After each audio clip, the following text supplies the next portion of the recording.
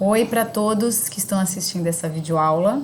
Eu, a partir de agora, vou começar a fazer uns vídeos com umas aulas para vocês, de alguns temas para ir dando continuidade e para facilitar o processo de ensino e aprendizagem de vocês, tá? Não é a mesma coisa que a nossa aula, isso não temos dúvida nenhuma. No entanto, nesse momento que a gente precisa se resguardar, a gente vai trabalhar dessa forma, para depois voltar e o que não ficou claro a gente retorna, sem problema nenhum, tá? Então, assim, essa aula que eu vou falar para vocês hoje, eu vou abordar alguns conceitos sobre ética e moral. E por que eu falo sobre isso na disciplina de metodologia científica? Porque em qualquer área do conhecimento, como a gente estudou, ele pode ser conhecimento científico, até o conhecimento popular, ou religioso, ou filosófico. A ética é um pilar. Em qualquer sociedade, a gente precisa ter ética. Tá? E o que é ética? O que é ética? Foi. A raiz da palavra ética, ela vem do grego, e ela, né, ethos, como tá aqui. Vocês podem até encontrar uma definição diferente de ética sem o acento circunflexo no E, mas ela significa, ela tem ligação com caráter. Então a ética, ela tem essa finalidade, tá? De caráter, de bom convívio. Então, eu escrevi uma frase aqui para vocês e eu vou ler o que está grifado. A ética existe como uma referência para os seres humanos em sociedade, de modo tal que a sociedade possa se tornar cada vez mais humana. Então, eu gosto muito de comentar, a ética, ela serve para que a gente tenha um bom convívio social. E ainda eu falo uma coisa que eu falo para os meus filhos, né, que meus pais falavam para mim. Não faça com os outros, né? Tem gente que fala que chama regra de ouro. Não faça com os outros o que você não quer que façam com você. E por outro lado, faça com os outros o que você quer receber. Tá, gente? Isso é um princípio, isso tem tudo a ver com a ética na população, em tornar a sociedade um local mais humano, né? Que seja bom para todos.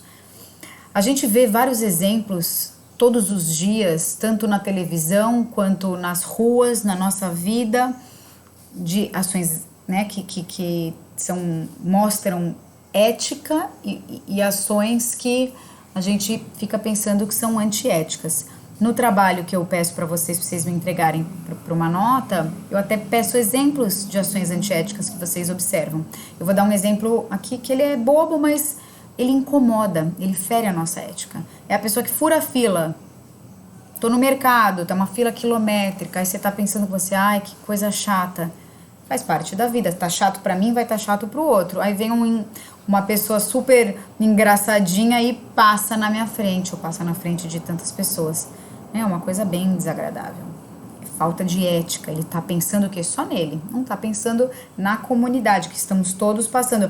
Até se a gente for pensar, me ocorreu agora, o momento que a gente tá passando, né?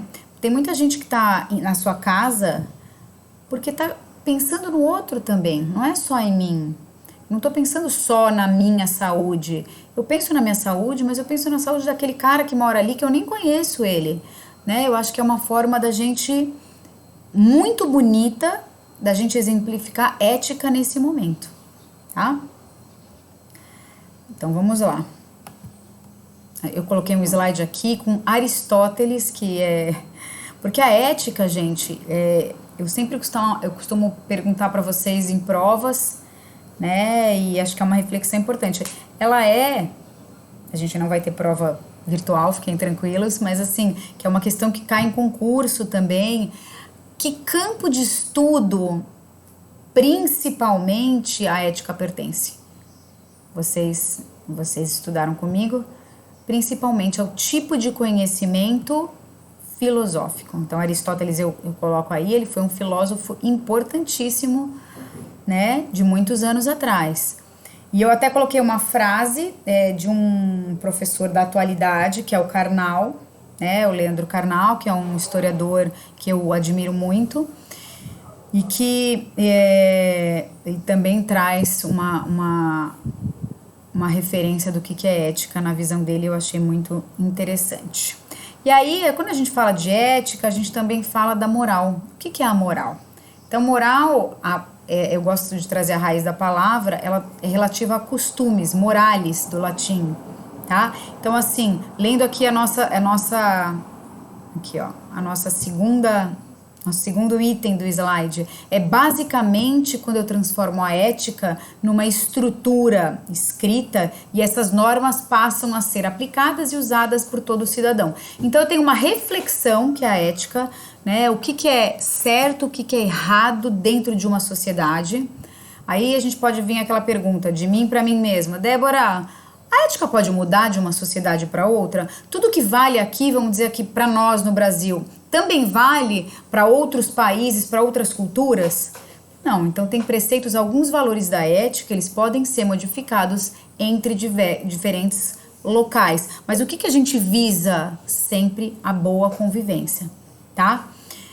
E a moral, ela vem na concretização dessa ética, tá? Ela norteia as ações do indivíduo, do que é certo e do que é errado, tá? Então aqui a gente tem no terceiro item aqui do nosso slide, ó, regulação dos valores e comportamentos considerados legítimos, não dá para ver que tem eu aqui, numa determinada sociedade, tá? Então a gente tem uma relação entre ética, moral e as leis, que em cima do que é certo e o que é errado tem algumas coisas que são regularizadas com lei, né? Eu trouxe aqui um filósofo alemão de 1600, né, que considera que o direito e as leis ocorrem de 3 princípios morais básicos: não prejudicar ninguém, atribuir a cada um o que lhe é devido, né, e viver honestamente. Eu acho que isso são 3 preceitos que regem a nossa vida. Você vai falar, professor, às vezes eu vejo que não é bem assim, né, atribuir a cada um que lhe é devido, né, todo mundo tem aquilo exatamente que tem direito. Às vezes não é assim, mas nem todas as sociedades a gente consegue ser 100% justo, né, isso faz parte da vida humana. Por isso que a gente tem que refletir para melhorar, né, a gente tem que ter essa reflexão da ética para tentar melhorar justamente as nossas ações e, consequentemente, leis que vão regulamentar algumas coisas, tá?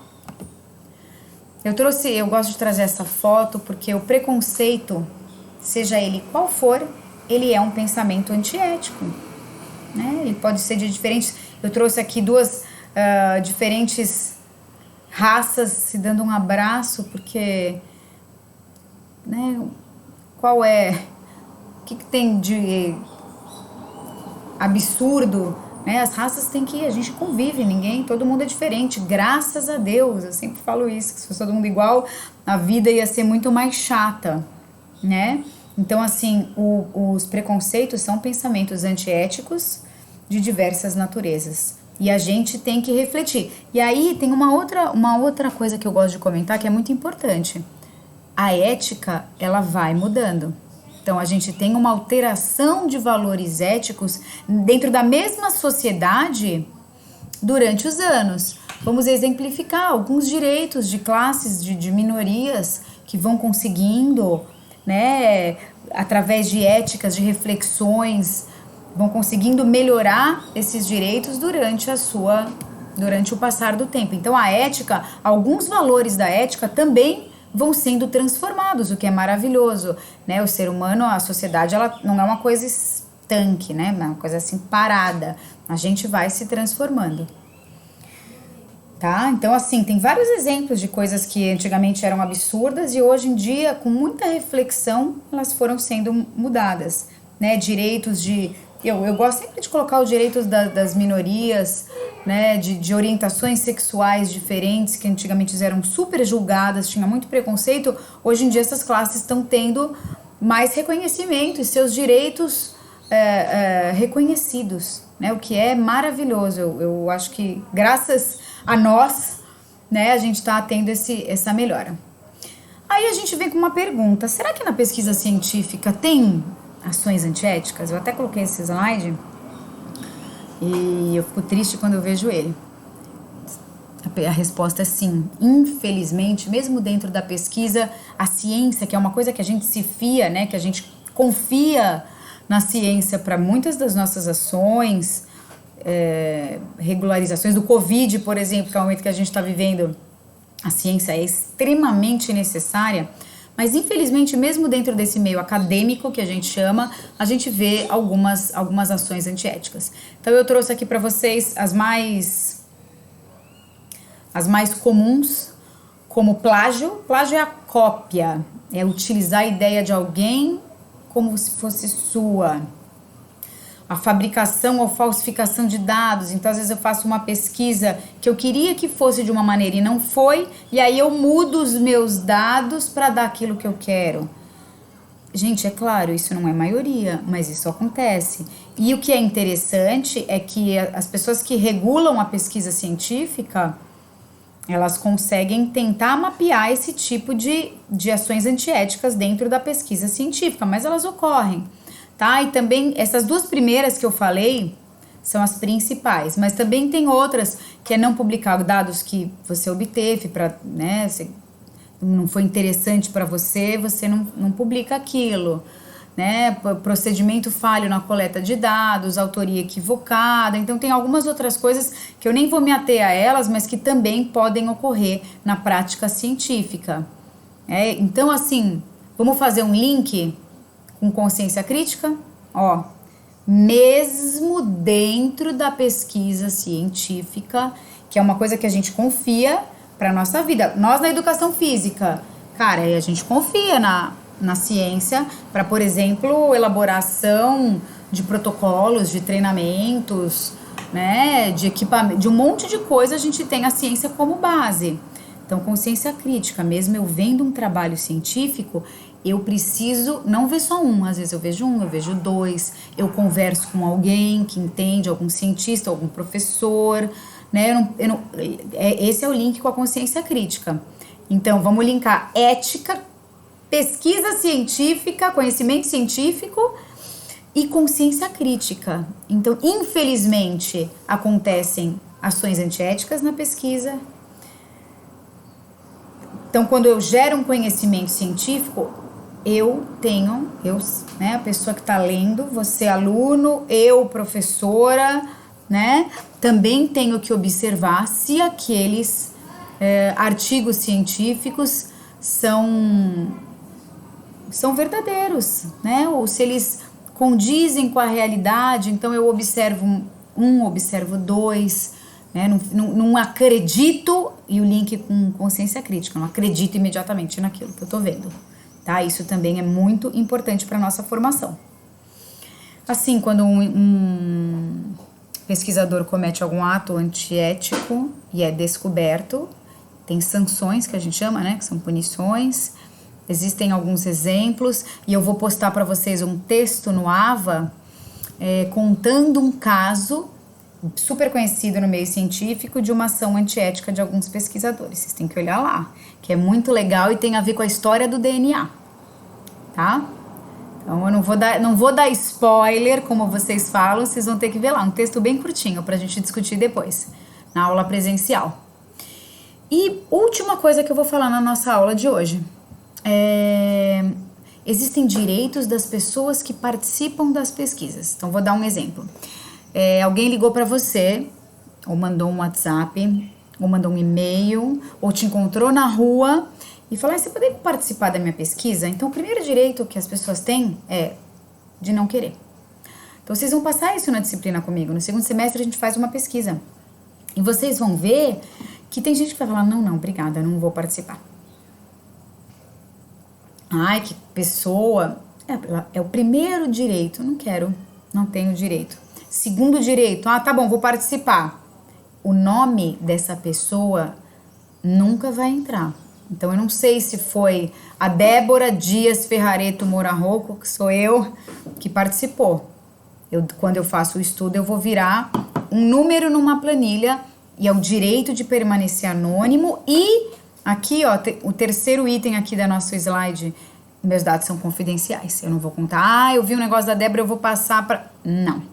Não posso. Isso são direitos dos participantes, tá? E mais um direito importante é esperar que o experimentador, né, o pesquisador tenha responsabilidade, que ele diga a verdade, que ele publique os dados adequadamente, que ele me informe das coisas que vão ocorrer. Então existe um termo que mais pra frente vocês a gente vai falar melhor, que chama-se termo de consentimento livre esclarecido, né? Que onde a pessoa assina dizendo que topa participar, mas que você comenta os riscos nesse termo, você fala tudo o que vai acontecer e é de extrema importância, porque essas coisas que a gente falou aqui estão escritas nesse termo e a pessoa está assinando, tá? Quem regula tudo isso? Os chamados comitês de ética em pesquisa. A gente tem um aqui na Unisanta que é super sério, que é super correto, quem montou foi a professora doutora Brigitte, e ela, assim, eu faço parte do comitê de ética e bato palmas para a professora. Eu ia falar tiro o chapéu, que é uma expressão de uma menção ao quanto eu admiro o trabalho dela, porque um comitê de ética, gente, ele regula muitas pesquisas de diferentes áreas, então vários membros compõem e analisam se os projetos que chegam nesse comitê estão adequados aos participantes, se os participantes não têm problema nenhum em participar dessa pesquisa eticamente falando, né, se nenhuma dessas condições vão ser quebradas nesse estudo e aí autoriza que esse estudo seja realizado. Bom, pessoal, eu vou finalizar nossa aula. Presencialmente, normalmente essa aula dura 1h e pouco, porque daí a gente discute mais. Mas, como é só para facilitar essa videoaula, só facilitar a aprendizagem de vocês, eu dei essas informações básicas. Então, junto com essa aula, eu vou mandar a atividade que vai valer nota, que é para vocês darem os exemplos e só comentarem o que vocês acreditam que seja ética. Na palavra de vocês, não tem... Mesmo que vocês escreverem alguma coisa que não esteja 100% certo, não importa. Quero que vocês exercitem isso e dá exemplos de ações que vocês observam que são antiéticas no nosso cotidiano. Pode ser no trabalho, pode ser com um colega, pode ser o que vocês quiserem exemplificar, tá? E aí vocês vão me mandar no e-mail que já tá nessa fichinha. E também vou colocar no ambiente virtual, né, no AVA, esse texto, que é um texto de uma página sobre uma ação antiética de pesquisadores, tá? Que vai ser a nossa atividade da outra semana. Um beijo e em breve nos vemos.